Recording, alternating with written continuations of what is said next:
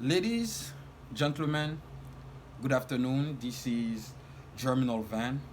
Today I am going to present to you my 14th book entitled The Economic Condition of Black America in the 20th Century, a Historical and Empirical Analysis. This is a book of economic history and of historical analysis. The link to this book is posted below this video so you guys can get it on Amazon.com and other retail online retail stores.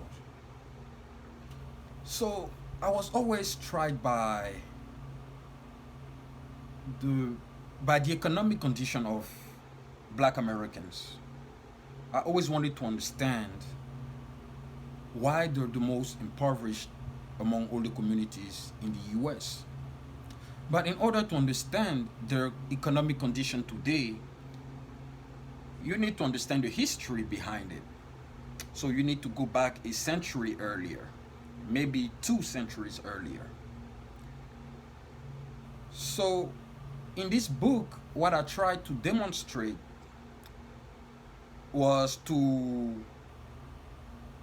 explain that the reason, or should I say the root causes that led to the impoverishment of the African community are not those that we claim to know today, mainly racism and white privilege.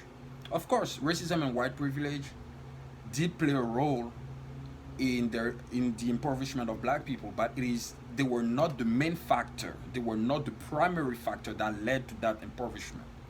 In fact, it was government policies. It was the political process itself. I made a video 2 weeks ago explaining how political power doesn't lead to economic salvation.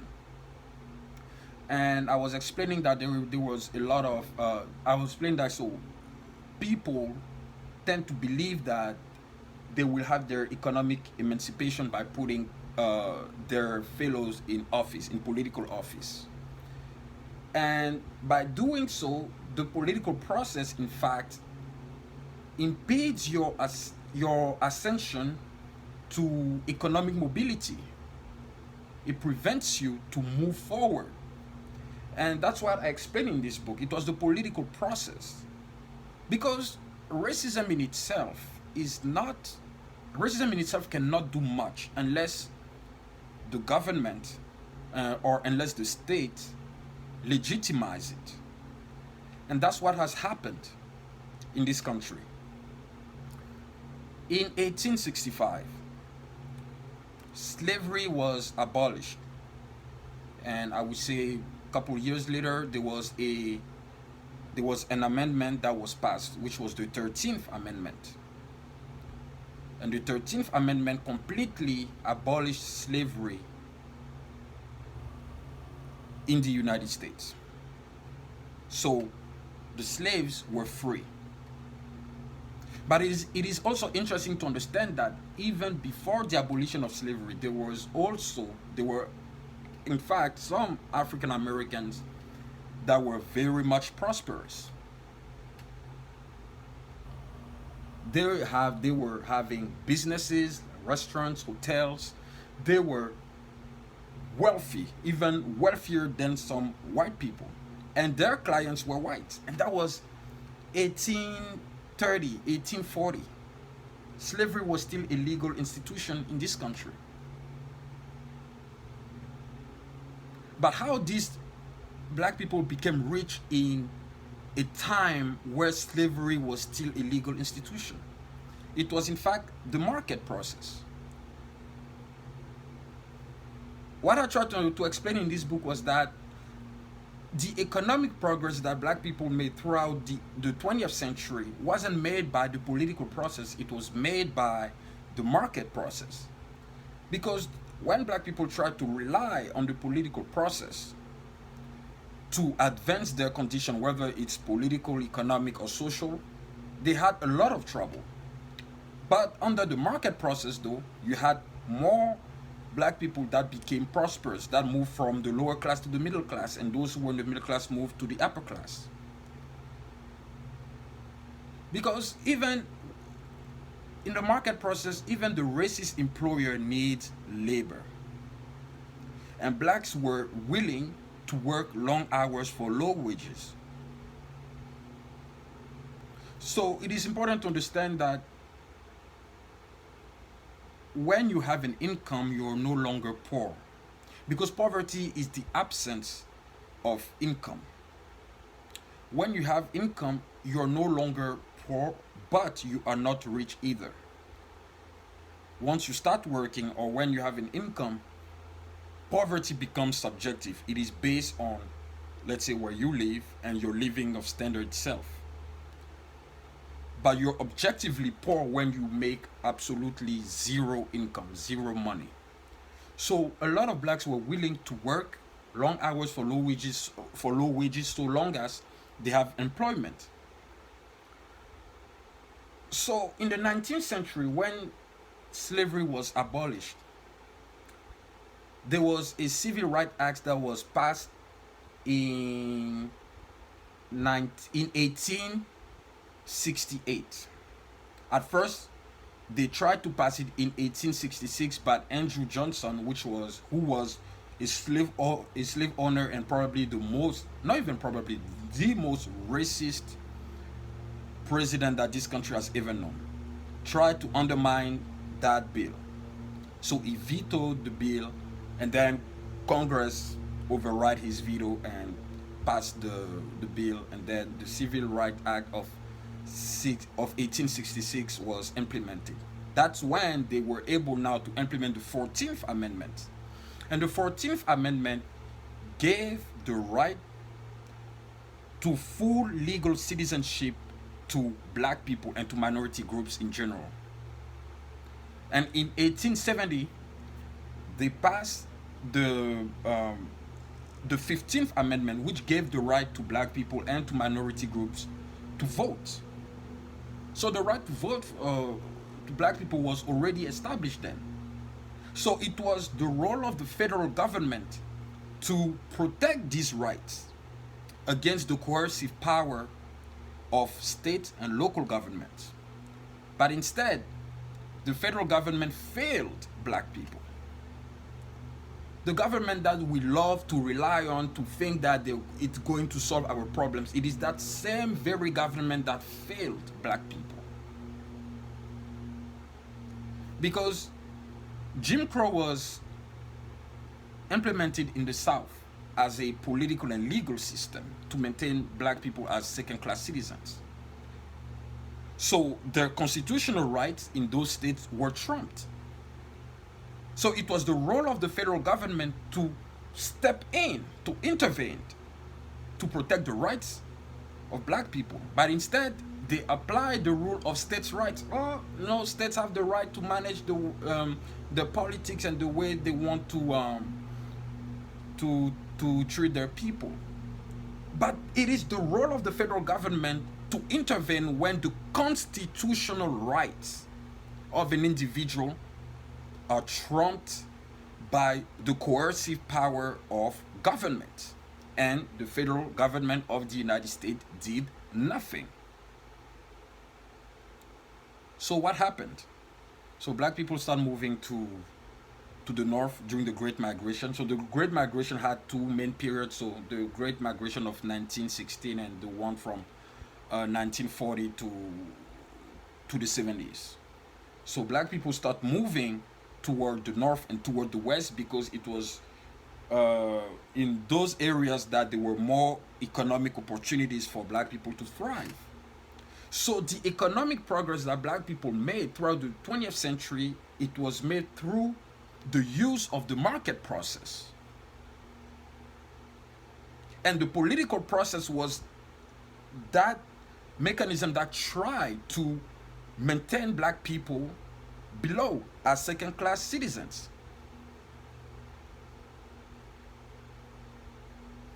So it is interesting to see that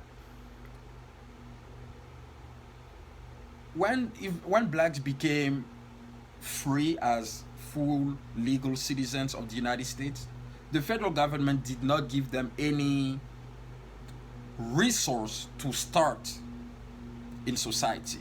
In fact, during that time, there was a huge flux of migration from Europe.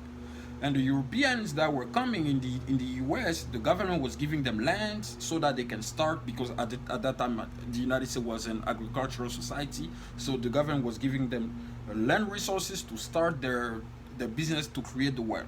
But black people couldn't. It was hard. So the blacks that became self-sufficient economically were those that were able to create their own business. So it is interesting to see that during the first half of the 20th century, there was the rate of entrepreneurship within the black community was significantly higher than it was during the second half of the 20th century. And what happened? The reason why that rate decreased was because of the welfare state. The welfare state is the root cause that impoverished black people during the 20th century. Because before the implementation of the welfare state, during Jim Crow, even during the redlining policies and stuff, there was the black family unit was one. There was a fatherly figure at home. But since the policies of the Great Society, the black nuclear family was completely destroyed. And of course, there was also mass incarceration, which played a significant role in attempting to impoverish black people. But even that, the blacks that were in the middle class were able to overcome the mass incarceration policies of Nixon in the 70s and the same policies of Bill Clinton in the 90s. So what is important to understand is that the mass incarceration policies in fact hurt blacks in the lower bracket of the economic ladder. It did not really hurt the ones in the middle class or the ones in the upper class, but those in the lower class, because the police was basically deployed in urban areas where it was predominantly black populated. So that's where the ghettos or the projects have always been. So it was the welfare state and the political process in general that impoverished black people economically, for the least. Yes, racism and white privilege did play a role, but it was not the main factor or the sole factor which impoverished black people. That being said, I would like to express a contention with conservatives on that rhetoric. So conservatives like Charlie Kirk or Brandon Tatum or Candace Owens tend to say that white privilege is a myth. I think this is intellectually dishonest, especially if conservatives love to claim that they use facts, logic, and statistics to make their claims, to back their claims against liberals. But they don't use those elements that they claim, they don't use it objectively. In fact, they use it selectively, subjectively. They use the facts that fit their narrative. And that, I think, is hypocritical, because to claim that white privilege is a myth is to claim that it never exists. Because a myth is something that never exists. When you look at Greek mythology, like, those gods like Zeus, Dionysus, all these guys, like, they never exist. It's a folklore. We tell a story about figures that never exist in real life. So to claim that white privilege is a myth is to claim that it never exists in real life, and that's not true. Jim Crow was partially based on white privilege, mainly based on white privilege. Redlining policies, the destruction of the Black Wall Street, uh, what other events can I say? Eugenics.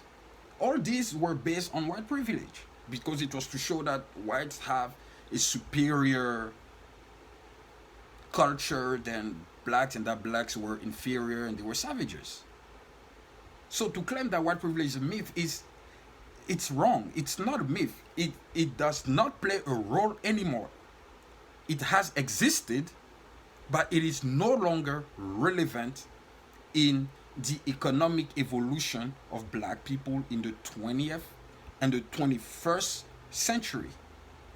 I would say late 20th century and 21st century.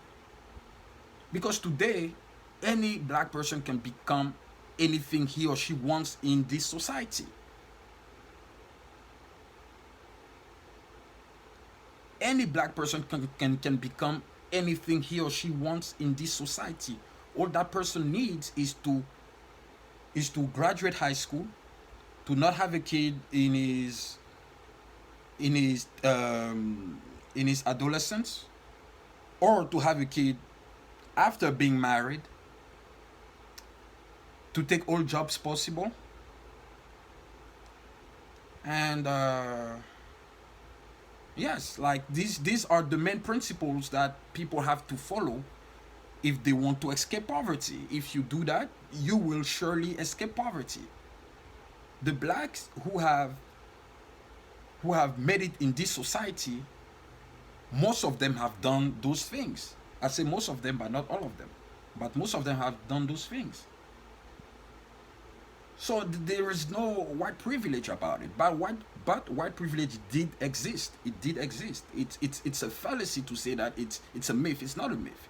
It has existed, but it is no longer relevant in the economic evolution of black people. That's the right answer to give.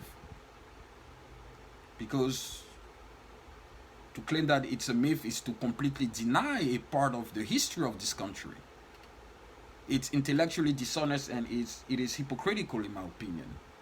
So it is important to use all the facts, whether those facts fit your narrative or not, and then you use all the facts and then you make your own assessment of the facts to draw your own conclusions. But you can say that you can claim that you use facts, logic, and statistics, and then you cherry pick which one fits your narrative and say, yes, this is the way it is. This is not, this is dishonest. It's intellectually dishonest.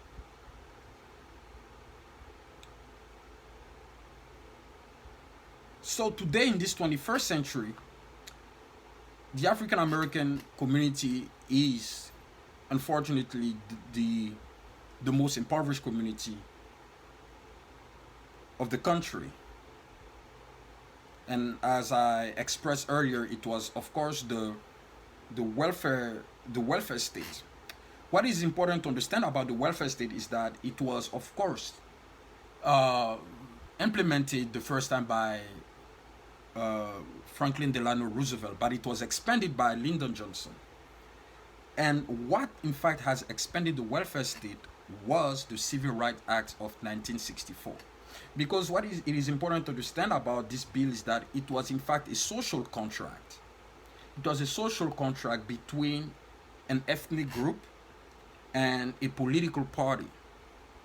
Lyndon Johnson did not implement the Civil Rights Act of 1964 just because he wants to be nice. He knew what he was doing. Sure, he may have some compassion for black people. He understood the struggle, but he did it to implement it, so to create, to bind a social contract between minority groups and the Democratic Party.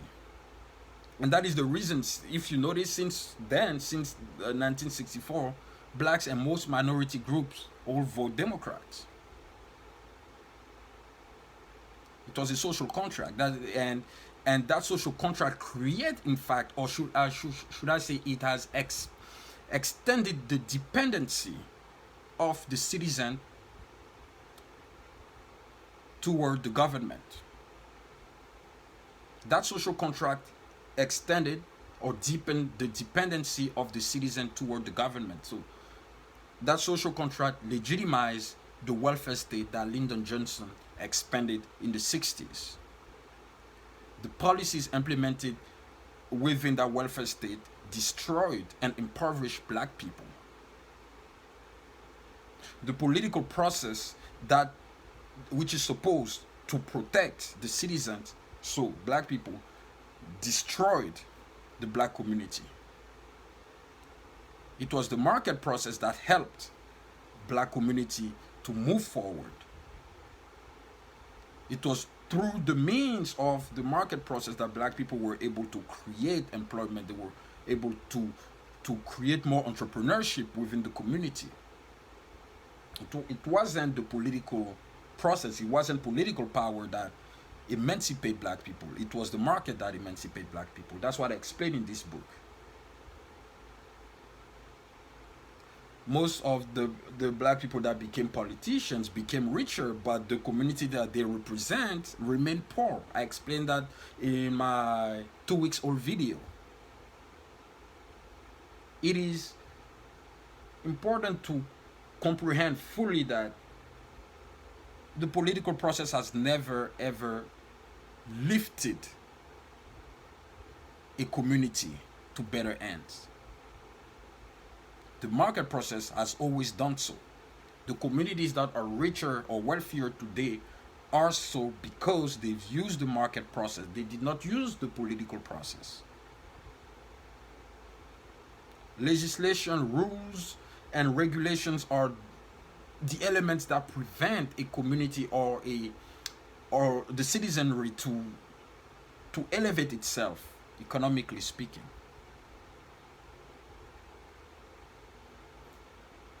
The Civil Rights Act gave black people the right to vote.